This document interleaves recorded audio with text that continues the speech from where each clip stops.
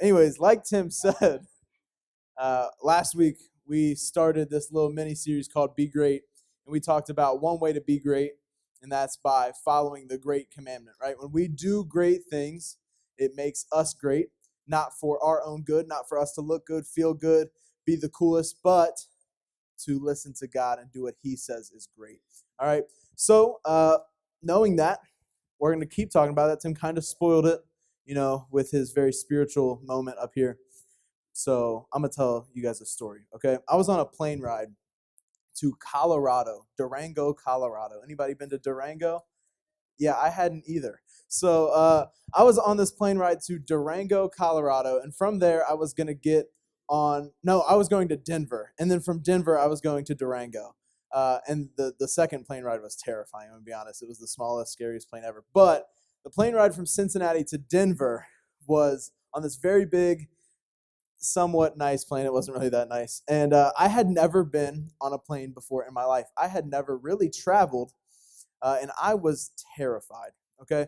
I was going to Colorado, and then I was going to take another flight in Colorado, and then I was going to get picked up by a big white van and driven to Utah, okay? And you're like, what? This is weird. Yeah, it was weird, but I was going on my first missions trip, all right? I was going on a mission trip to a native reservation in Utah, okay? So my first plane ride, first time really traveling alone or at all right? And so I am freaking out, but I'm about to go on a mission trip, and that feels like a very spiritual thing.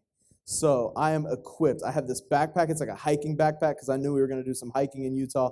It's stuffed with several Christian books, a Bible. I got my phone loaded up with worship music playlists. I got my AirPods, and I'm ready for an awesome flight. I'm reading a book about missions, right? Like I literally have Tell Someone by Greg Laurie. It's all about how to tell someone about Jesus. And I am on this plane ride, and I'm kind of freaking out, all right? I like close my eyes through the whole thing, and I try to read a little bit of this book. I get kind of motion sick and all this stuff. I finally make it through like a several-hour plane ride.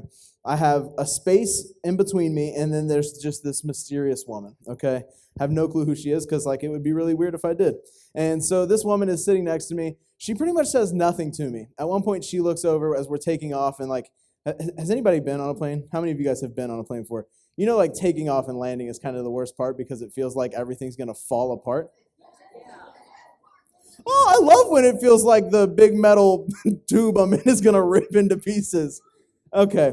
Anyway, so we're taking off, and it's like, and she looks at me and goes, first time flying? And I'm like, haha, that's so funny. Yeah, I'm freaking out. So then we don't really talk the rest of the time. I will say, once we got in the air, I slept like a baby. I was out. It was awesome. I listened to some music, didn't really read much of my book, and we land, scary landing, whatever. We get there, and she finally asks me, so, why are you here in Denver? And I'm like, well, actually, I'm about to get on another plane, and I'm going to go to Durango, and then I'm going to get picked up by a van, and I'm going to go to Utah, and it's going to be for a mission trip. Now, I just graduated high school. I'm like, wonder how she's going to react to that. So I tell her I'm going on my first mission trip, and it's going to be awesome. I'm really excited. And instead of saying something like, oh, that's really cool, she just goes like this and points at her wrist, and she has this little cross tattoo on her wrist. And I was like, what a weird way to communicate. And I was like, huh? Oh, cool. And she's like, my name's Beth. I'm excited that you're going on a mission trip. And I was like, this is a really awkward conversation. And you know what? I looked up Beth Moore this week. She kind of looked like Beth Moore. I'm wondering if I was on a plane with Beth Moore. Was I on a plane with Beth Moore? Maybe. And so that is kind of like, right, I'm feeling extra Christian-y on this plane. I'm sitting next to this woman who, I guess is extra Christian-y. I mean, she's got a tattoo. And that was like the extent of our like Christian interaction, right? Like she was not like, man, let me pray for you. I hope that's such a great trip. She just like had to like flash me a little signal of like, we're on the same page, brother. And I was like, okay, cool. Weird way to interact, but whatever. So what I'm saying is essentially, I think this is what like Christian communication feels like a lot of times. Like, you're in school and you're like, I wonder if this person's a Christian. I heard them say something about Jesus one time, and you're like, man, my family goes to church on Sundays. They're like, thank God. And you're like, yeah, thank God, that's right. And you're like, cool, we're on the same page. And you try to like discover if somebody's a Christian. Anyways, I tell you this story for two reasons. One, to let you know that I made my relationship with Jesus official the same way Beth or Becky or whatever her name was, and I got a cross tattooed on my wrist. I wanted to make sure everybody knew if I was ever in the same situation, I could just be like, hey. But you have to orient it the right way, so you're like, hey, me too. I like that you're on that mission trip, man. Cool.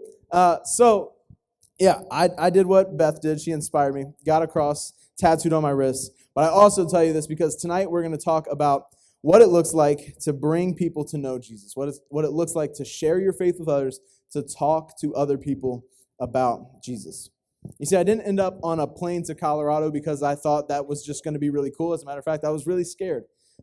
Going through airport security by yourself, and I was almost an adult, but still, scary stuff. I was like, what if I have a knife implanted in my leg and they're going to find it and it's going to be terrible? They're going to kick me out. I had all these weird, unfounded anxieties, all right? So I didn't just go because I thought that would be cool, all right? I didn't just wake up one day and be like, there's a native reservation in Utah. They need to hear about Jesus. I went because there was this group of people that had been going there for a really long time. There's some people that even live on that reservation or just outside of that reservation, and they are these people called missionaries. Raise your hand if you ever heard of missionaries. Right? Missionaries travel, or they might even relocate their entire lives to a place to share the gospel, the good news, tell people about Jesus. All right, so there was a group of missionaries already out in Utah, and we were a team that was going to go out and meet them and assist them for the week. Right? But these people didn't just decide one day, hey, this would be really cool. Let's move everything in our lives to Utah to tell Native Americans about Jesus, right? They did it for a reason as well. They did it because it is a specific command in the Bible, a command that we call the Great Commission. That's what we're going to be talking about tonight. This is most commonly found in Matthew 28, verses 16 through 20. All right, that's going to be on the screen, but also if you have a hard copy of a Bible, a physical Bible, you can go ahead and get that out. Yeah, all those 0 hard copy Bibles. Or you can pull it up on your little pocket Bible, your phone, all right, Bible app. So we're going to be reading Matthew 28, 16 through 20. I'm going to read that now. It says this. Now, the 11 disciples went to Galilee, to the mountain to which Jesus had directed them. And when they saw him, they worshipped him. But some doubted, and Jesus came and said to them, all authority in heaven and on earth has been given to me. And this is really the part that you'll see a lot of people call the Great Commission. It says, go therefore and make disciples of all nations, baptizing them in the name of the Father and of the Son and of the Holy Spirit, teaching them to observe all that I have commanded you. And behold, I am with you always to the end of the age. All right, there's quite a few words in there, but the Bible is very clear here. Jesus himself is speaking, and he is telling us, this is all believers forever, anybody who's following Jesus, he's telling us that we need to tell everyone about him, about the Father, about the Holy Spirit. We need to baptize people. We need to go and tell people about Jesus. We need to tell people the gospel, okay? So, if you're like me, you're thinking, this is easier said than done. Does anybody feel like that? Has anybody in here ever tried to share their faith with somebody and be like, oh, this is so awkward? I know I have, right? It's kind of a tense thing to do. You're trying to tell somebody the most important thing in your life, and you're also trying to kind of hope that you can make it the most important thing in their life. And that can be a tense thing to do. All right, I think there's 4 main tensions that we can really narrow this down to, and I really hope we can work through some of those tonight, okay? So the first one, who do we tell? Right? Who do we tell? The next one, what do we tell them, right? First, you're going to have to know who you're supposed to talk to, but then if you could just get up there and you're like, I think you're the person I'm supposed to talk to, and I don't know what I'm going to tell you, right? So you need to know what you're going to tell them. You need to know how you're going to tell them. You also need to know what to do if they do not want you to tell them. So our 4 questions, who do we tell? What do we tell them? How do we tell them? What if they don't want me to tell them? And if you've ever really tried to share your faith with several people, you're going to come across at least one person who does not want to be talked to about your faith. They don't want to hear about Jesus, and that is going to put you in a really awkward position, right? So I want to just tell you guys another story. This one's from the Bible. I'm going to tell you guys a story, and hopefully it's going to answer all of these questions, okay? And then we're gonna do something because of that. All right, this is one of my favorite stories in the Bible. It comes from Mark 2. All right, so it goes like this. Jesus is in his home, which is weird because I don't really think of Jesus having a home a lot of times because you just hear him like traveling all the time. But he's in a home, okay, and he is teaching out of his house, and he had just been doing a bunch of really cool stuff. So all of these people gather around his house in Capernaum, all right? And so all these people are around and they're listening to him teach, all right? But there's these 4 friends, and they want to bring their friend to Jesus to be healed. Okay? The problem is their friend is paralyzed. All right? He can't walk. They have to physically carry him. I'm thinking like stretcher style, right? They have a stretcher and they are carrying their friend to Jesus, and their plan is we're going to go to Jesus' house. We have our friend here. We are going to make the commitment and take our friend to Jesus. Jesus is going to do what Jesus does. He's going to heal our friend, and it's going to be awesome. But they get there, and there's a huge crowd. I imagine this many people or more are crowded around Jesus' house. The door, you can't get through the door. There's too many people outside. There's Pharisees and scribes outside trying to listen to Jesus. There's people outside trying to listen to Jesus. Everybody wants to know what he is teaching. And so the friends only have one next logical step, and that's to climb on the roof and tear a hole in it and lower their friend through it, right? Now, I was doing some brief research on architecture, and apparently this was like, somewhat acceptable, but I still don't think like imagine if I was trying to teach you guys right now and somebody just like ripped a hole and was like, hey, can you tell my friend about Jesus too? I would freak out, okay? I'd be like, unacceptable behavior. Get on the elevator, man. So they rip a hole in the roof, and we're not given all the details. Like, I don't know if Jesus was like, not cool, or if he was like, awesome, come on down. Or like how did they lower him? Like, did they bring a pulley system just in case? Like, yeah, we got this. You're just gonna, put this stake in the ground, and then we're just gonna lower him. I'm assuming they had that technology, maybe. And so they're just gonna like, whoop, and so they lower their friend down to Jesus. And Jesus does 2 things. He not only heals the man physically like they wanted, but he also heals the man spiritually, forgiving him of his sins. All right? That's like mission accomplished and some, right? They just wanted to bring their friend to Jesus and have him healed because he's paralyzed, right? But not only that, he gets his sins forgiven, and he walks away from the situation. The Bible actually says that he gets up, he takes his little mat that he was probably carried on, and he walks out of there. I think that is pretty cool. Now, the cool thing is, like, we're talking tonight, we're using that passage to talk about what it means to bring friends to Jesus. I encourage you guys to go read that passage because there's so much more to it than that. Like, that's just like a cool thing that happens. The other thing is, like, Jesus heals somebody. He forgives them of their sins. He proves that he's God. He gets in an argument with the Pharisees. There's so much cool stuff there. It's one of my favorite stories in the Bible, and I would encourage you to go and read that. All right, so let's keep our questions up here. And I want to go back through those really quickly, okay? Because we're going to do something with these. All right, who do we tell? Well, let's think. Who did these people tell, right? Who did they want to meet Jesus? Their friend, right? The Bible calls them friends. 4 friends are carrying another friend, a paralyzed friend, to Jesus.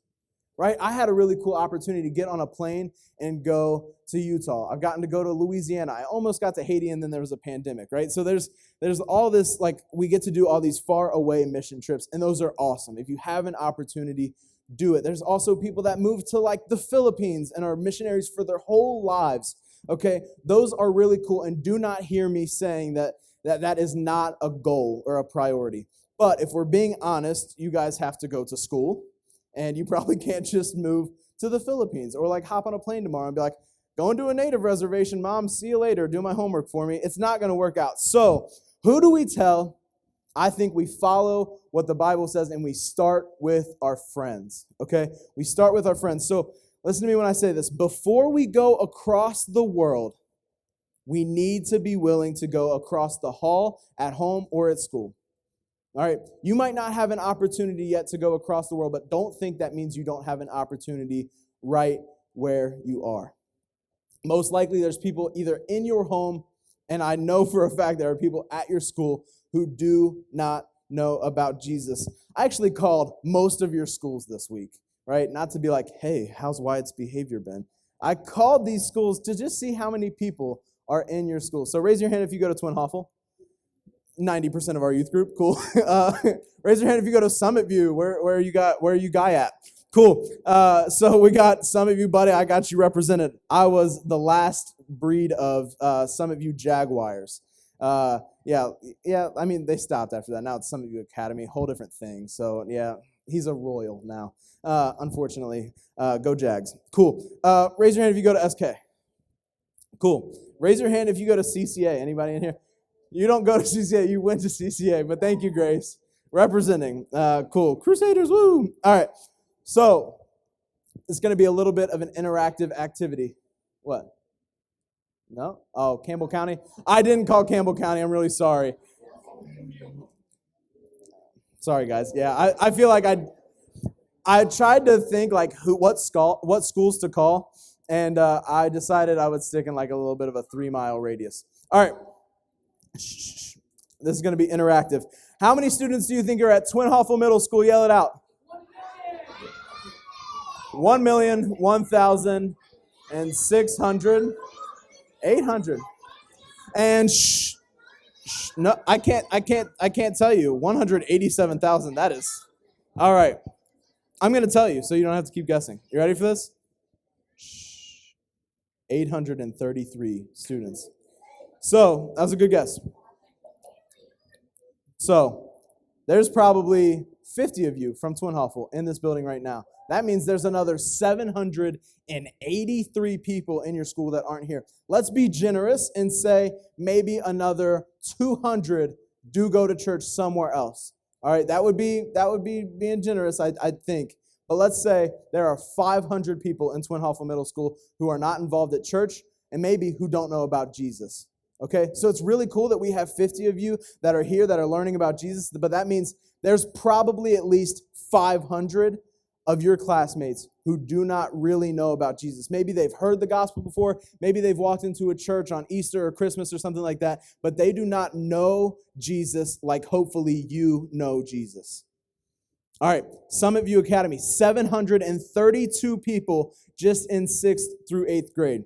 All right, Simon Kenton, they didn't like that I called and asked this question, so they just told me a rough estimate of 1,800. All right, 1,800 people in one building, 1,800 students alone in 9th through 12th grade at Simon Kenton. And CCA, representing with some decent numbers, 6th through 12th grade, 112. The total here is 3,477 students within a 3.5-mile radius, and that's not including elementary schools, and that's not including a couple other small private schools or homeschoolers. So, let's just go ahead and say we're talking at least 4,000, 4,500, probably 5,000 students, okay? If we talk about just your age group, let's be conservative and say 3,500 students. Now, let's say 500 are involved at church. Let's say 500 know about Jesus. That means in a 3-mile radius, there are 3,000 people that are just like you that are not having this experience, that aren't getting to worship, that aren't getting to hear about Jesus or learn about the Bible. 3,000 students. So when I tell you we're going to start across the hall, it's not a lesser mission. It's not a lesser mission at all. It's exactly the mission field that you are supposed to be in right now. You are placed there for a reason as young people in your school to go across the halls and tell people about Jesus. All right. With that being said, what do we tell them? We tell them who Jesus is. We simply tell them who Jesus is, but more specifically, this is what I want you to tell them. I want you to tell them what Jesus has done for you. I want you to tell them what Jesus has done for others. And I want you to tell them what Jesus wants to do for them. And if you're like, I don't really know what Jesus wants to do for them, you do what I did, and you get it tattooed on your wrist. This is the only answer. You guys, I will start signing tattoo waivers for anybody in here who wants them. I know it's not how it works, so that was a lie. All right. I got this verse tattooed on my wrist. It's Romans 5:8. And this is what I want people to know about Jesus. It says this, but God shows his love for us in this, that while we were still sinners, Christ died for us. Right? That's a simple verse that encapsulates something that we call the gospel. I want all 80 plus of you to learn what the gospel is and to tell that to your classmates. But I know that can be hard, so let's talk about how we do that. All right, how we do that. Yes, we want to bring people to Jesus just like the people in this story did, right? They physically carried people to Jesus. I'm going to go ahead and say, do not pick up your classmates and run them to church with fireman style carry. That's not going to end well. Please don't do that. You're going to give Hickory Grove a bad reputation. All right, you might even give Jesus a weird reputation.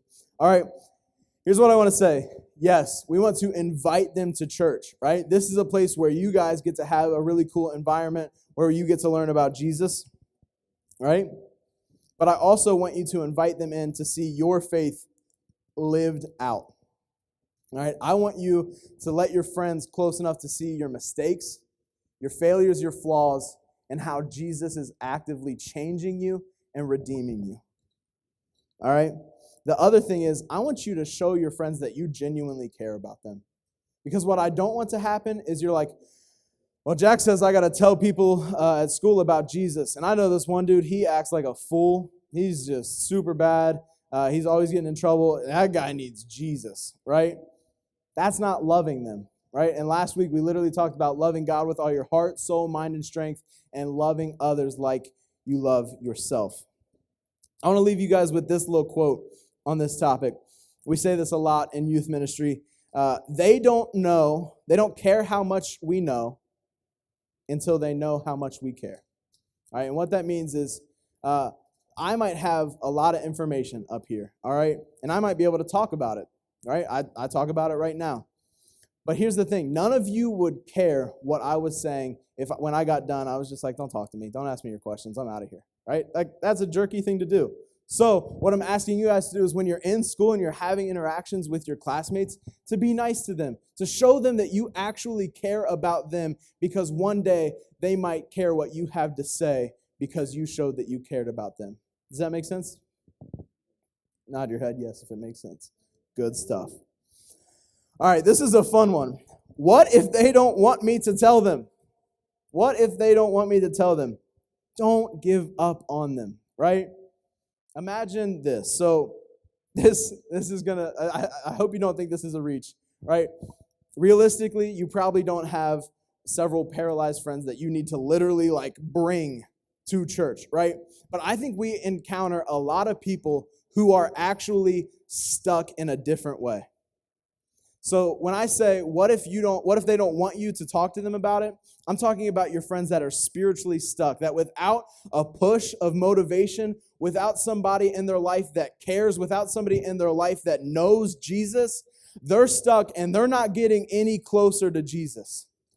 Where they are right now is far from God, and they're not getting any closer naturally. So be the person in their life who is willing to metaphorically carry them to Jesus. All right? And I want to encourage you with this. When we talk about what if they don't want me to tell them about Jesus, there's also a time where we don't really want to tell people about Jesus. So I just want to flip that a little bit. What if you don't want to tell them about Jesus because it's super awkward? I have an initial challenge for you guys. Love your friends more than you hate the awkwardness of sharing your faith with them. Love your friends more than you hate the initial awkwardness of telling them about Jesus.